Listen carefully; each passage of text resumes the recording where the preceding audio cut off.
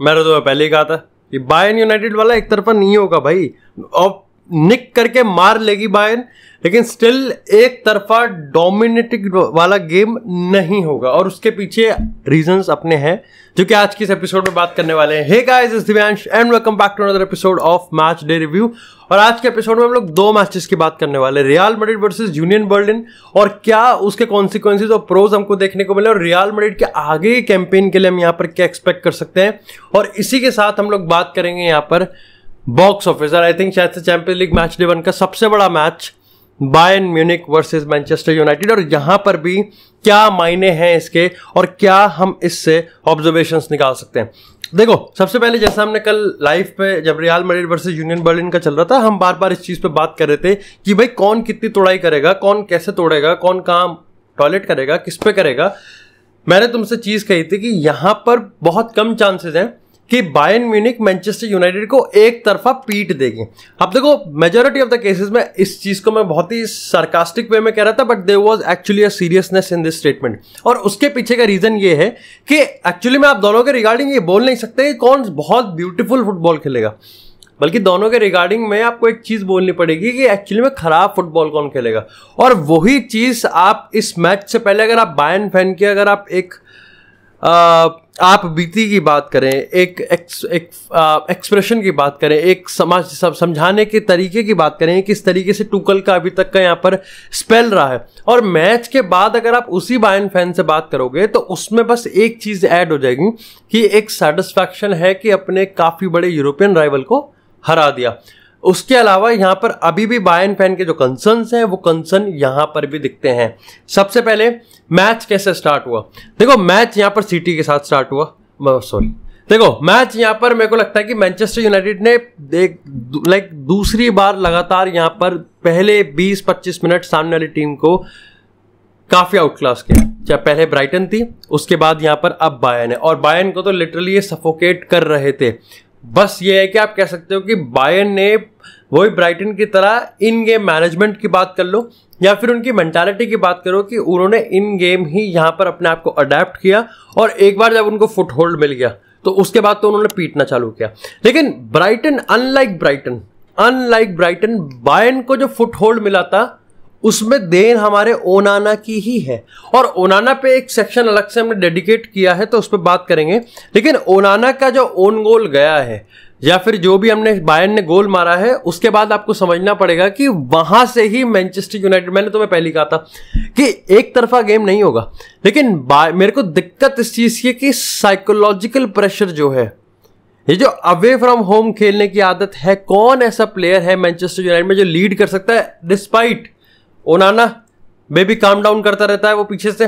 Casemiro की बात करें, ब्रूनो फर्नांडिस की बात करें, लेकिन ये टीम, मार्कस रैशफोर्ड की बात करें, ये team mentality wise, psychology wise बहुत पुअर है, पिस पुअर है। और यही चीज हमने देखने को मिला। गेम आपने बहुत अच्छा स्टार्ट किया, आपके गोलकीपर की गलती की वजह से आपने पहला कंसीड किया, और आपने ठीक 3 मिनट बाद दूसरा गोल भी कंसीड कर लिया, जो कि काफी प्यारा था। वो गोल काफी प्यारा था। यहां से दिक्कत बढ़ जाती है। अब इसके बाद यहां पर मेरे को लगता है कि मैनचेस्टर यूनाइटेड जो सबसे बड़ी प्रॉब्लम है, अगर हम अटैक, मिडफील्ड और डिफेंस की बात करें, of course midfield is the biggest problem. और अगेन ये वही वाली बात है कि मिडफील्ड में आपने इतनी साइनिंग करी है, लेकिन अभी भी आपकी मिडफील्ड प्रॉब्लम है। क्यों? क्योंकि आपको दो तरीके से समझना पड़ेगा इसको। देखो, पहली चीज तो ये कि जो अवेलेबल नहीं है वो अवेलेबल क्यों नहीं है, ये बहुत दिमाग खराब की बात है, और जो अवेलेबल है वो क्यों अवेलेबल है, ये भी दिमाग खराब की बात है। सिंपल कर देता हूं। देखो, मेसन माउंट साइन किया है, सोफियान अमराबाद साइन किया है, और दोनों ही बहुत पिवटल है हमारे आगे गेम के इन्फ्लुएंस के लिए। इंजर्ड है।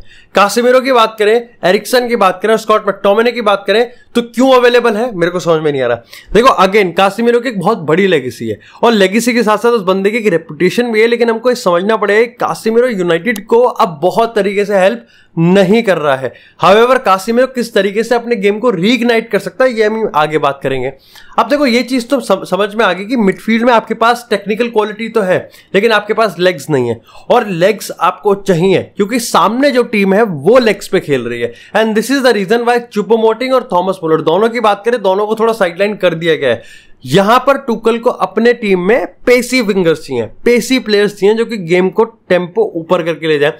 अब जब सामने वाली टीम गेम आपके हिसाब से नहीं बल्कि अपने हिसाब से टेम्पो को ऊपर नीचे कर रही है, तो आपके पास एक ऐसा प्लेयर होना चाहिए ना जो गेम के टेम्पो को, गेम के डिसिप्लिन को, गेम के स्टेट को बदले ना, लेकिन एटलीस्ट ऑर्केस्ट्रेट तो कर सकता है, थोड़ा सा वेरिएट तो कर सकता है। वो इनके पास नहीं है। कासिमिरो के पास यहां पर अब डिफेंडर्स के आगे खड़े होने का जो नंबर 6 वाला काम था, वहां पर वो बहुत कमजोर होता हुआ दिख रहा है। एरिक्सन के पास क्योंकि लेग्स नहीं है तो वहां पे प्रेस नहीं है। मैकटोमिने जब आया था तो मेरे तो दिमाग ही खराब हो गया था, लेकिन जब मेरे को समझ में आया कि भाई जिस तरीके से यूनाइटेड का प्रेस है, और मैं बार बार बोलता रहता हूं कि आपका प्रेस आगे के 3 लोगों का प्रेस नहीं होना चाहिए, आपका प्रेस एक्चुअली में यहां पर एक पूरी टीम का as a single unit press होना चाहिए, जो कि इस गेम में नहीं था।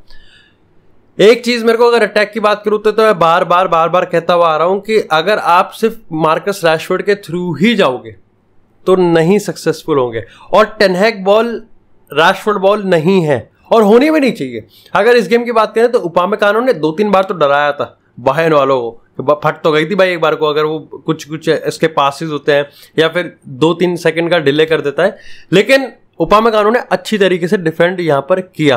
अल्फोंसो डेविस की बात करूं, भाई क्या बंदा है वो, मतलब अगर आप ये कहते हो कि अल्फोंसो डेविस का स्ट्रॉन्ग पॉइंट उसका डिफेंस नहीं, अटैक होना भी नहीं चाहिए भाई।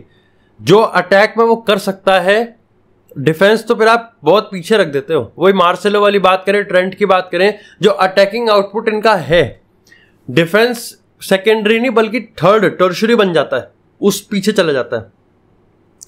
अगर मैं यहां पर अपने डिफेंस की बात करूं मैनचेस्टर यूनाइटेड की, सो safe to say Reguilon was the best player on the pitch for the first 45 minutes. और अगर आपकी टीम का लेफ्ट बैक बेस्ट प्लेयर है तो या तो लेफ्ट बैक कुछ अलग ही है, रॉबर्टो कार्लोस है, या फिर आपकी टीम गू है, तो टीम गू है, कार्लोस तो नहीं है, ठीक है। तो ये मेरे को हिसाब लगता है। रास्मस हॉयलैंड की बात करें, एक्टिव दिखता है, वही मैं कह रहा हूं इनिशियल डार्विन नूनेज वाले डेज हैं। आप बहुत लोग यहां पर शंका कर रहे हैं, बहुत लोग यहां पर डाउट करेंगे, बट वो अपना फुट होल्ड अब निकाल रहा है, अपने आप को एडजस्ट कर रहा है। अच्छी चीज ये है कि हमारा जो स्ट्राइकर है वो एटलीस्ट अब गोल स्कोर कर पा रहा है, वो बहुत इंपॉर्टेंट है। बायर्न की बात कर देते हैं।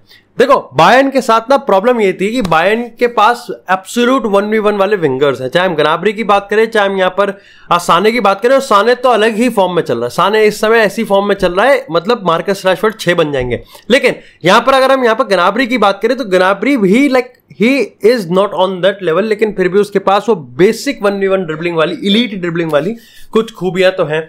मूसियाला की बात करें तो भाई मतलब ऐसे केक की तरह काटता है वो डिफेंस को, और हमने वो अलग बात है कि हमने कटने भी दिया अपने आप को, लेकिन उसने काटा है, वो भी इंपॉर्टेंट है।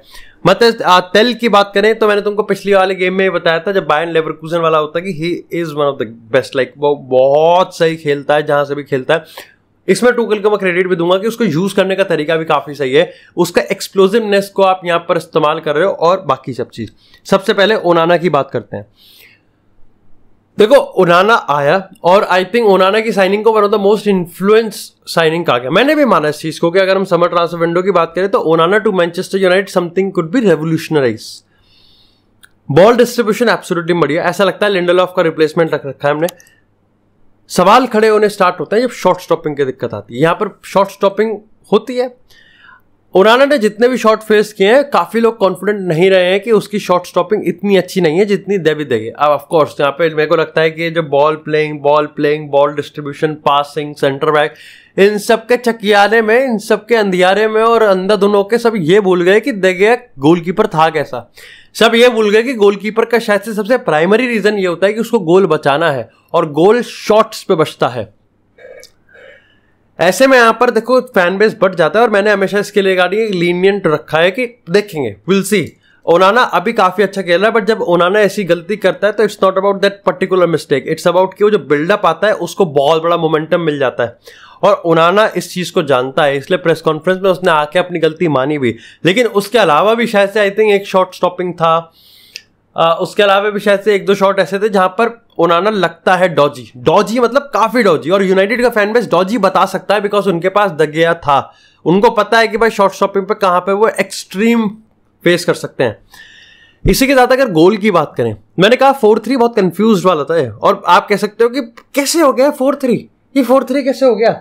लेकिन मैनचेस्टर यूनाइटेड की अगर आप गोल्स की बात करो, कासिमिरो की अगर हम गोल की बात करें, आई थिंक कासिमिरो को भी समझ जाना चाहिए कि अब एज अ डिफेंसिव मिडफील्डर उसका रोल इतना इंपॉर्टेंट नहीं है। अब एज अ ऑफेंसिव मिडफील्डर हम उसके रोल की बात करें, पासिंग अच्छी है भाई की, शूटिंग भी तगड़ी है, उसकी बॉल, उसका एरियल प्रेजेंस भी काफी अच्छा है, इसलिए I think penalty box penetrate अब उसको करना पड़ेगा और this duty relies on Ten हैग।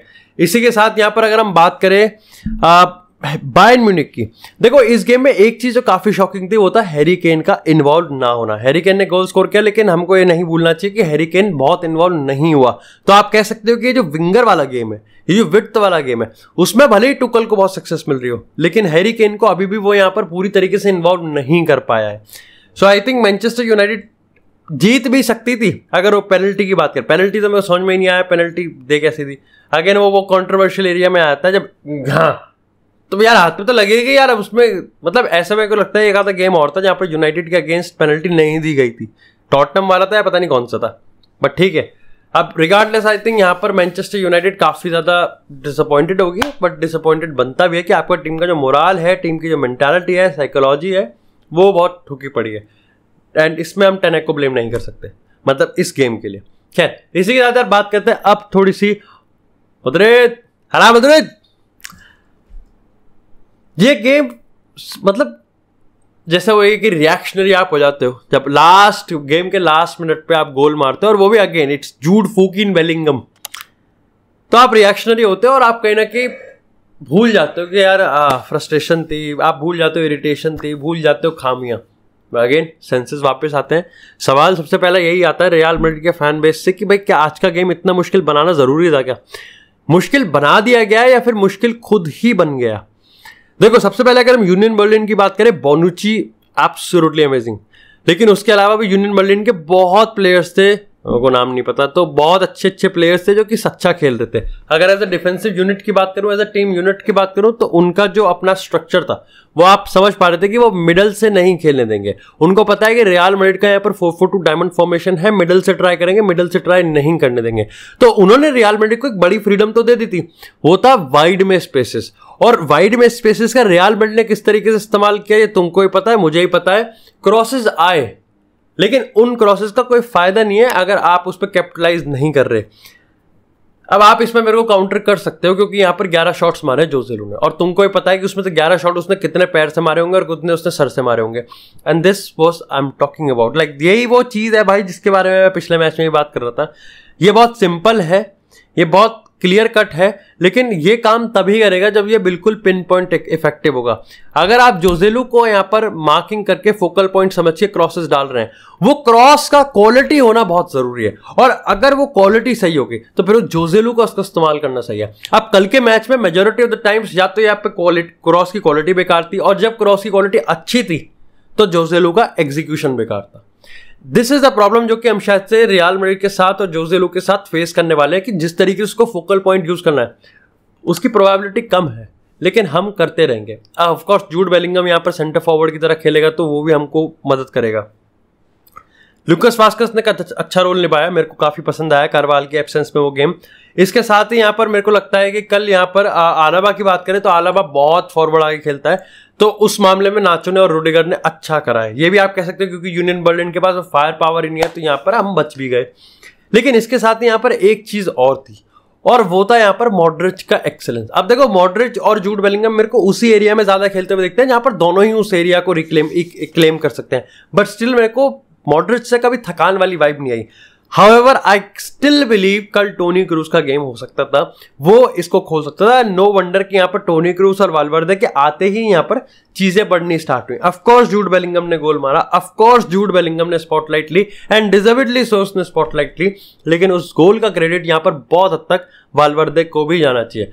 वाल्वर्दे ने शूट मारा था, और ये उसकी टेंडेंसी है कि वो शूट को वहां से अपने वो वाल्वर्दे जोन, मैंने उसे बता रखा है वो एरिया को, वहां से वो इस चीज को क्रिएट कर सकता है। इसके क्या मायने हैं रियल मैड्रिड के इस गेम के? देखो यहां पर आपके समझना पड़ेगा कि गोल्स हम पे तो है ही नहीं है अपने पे गोल्स। काफी लोग इसमें सवाल खड़े कर रहे हैं कि जो बेलिंगम एरा है ये सस्टेनेबल है क्या? And to be really clear with you, it's not.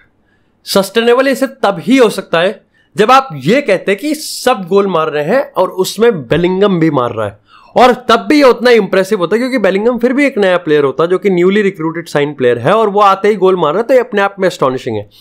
अब ये कहना कि सिर्फ बेलिंगम ही गोल मार रहा है, ये ऑफकोर्स इंडिविजुअलिस्टिक लेवल पे बेलिंगम को तो हीरो बना रहा है, लेकिन रियल मैड्रिड पे अब एक बड़ा बोझ है और बेलिंगम पे भी एक रिस्पॉन्सिबिलिटी और बर्डन डल रहा है कि यार कब तक। रोड्रिगो की बात करूं, लाइवली है, हरकत करने की कोशिश कर रहा है, बट अगेन गोल्स नहीं आ रहे हैं, ड्रॉट दिख रहा है। अगर मैं उसकी बात करूं यहाँ पर ब्राहिम दियाज की बात करूं, समझ में आ रहा है कार्लो एंसेलोटी हाईली रेट नहीं करता है, एंड आई थिंक वो आर्दा गुलर को ऊपर रखेगा ब्राहिम दियाज से, जहां तक मेरे को लग रहा है, स्टिल स्पेकुलेशन है। इसके साथ यहाँ पर जोसेलू की बात करें, ये गेम अगेन मैं इस गेम के बेसिस पर कुछ ज्यादा गाली नहीं दूंगा, खैर बनती है जोसेलू को, लेकिन स्टिल वो ट्राई कर रहा है, लेकिन गोल्स नहीं आ रहे हैं और गोल्स आने पड़ेंगे। तो वो वाली चीज है कि अभी आप बेलिंगम पे रिलाय कर रहे हो, अभी आप वाल्वर्दे की तरफ देख रहे हो, अभी आप जोसेलू की तरफ देख रहे हो, अभी आप रोड्रिगो की तरफ देख रहे हो, एंड द फैक्ट इज कि सिर्फ इसमें से अभी बेलिंगम का गोल आ रहा है।